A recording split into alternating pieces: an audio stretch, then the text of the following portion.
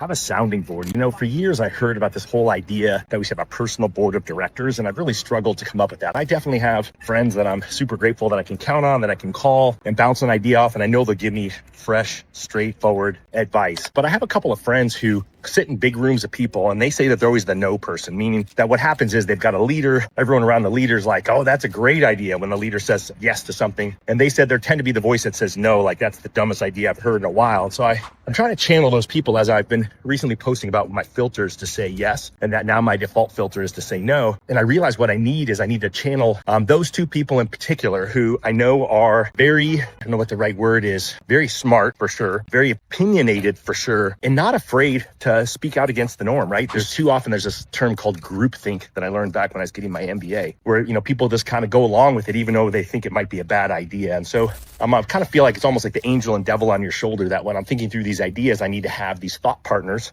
these people who will be transparent with me, give me their feedback, so that as I'm making these decisions, I'm going to filter it through, what would that person do? Thanks for being part of my sounding board and let me talk these ideas out loud to you. Appreciate you as always listening. If this is helpful, give it a like, give it a share to someone else who maybe is your sounding partner, your thinking partner. And as always, thanks for taking a walk with me.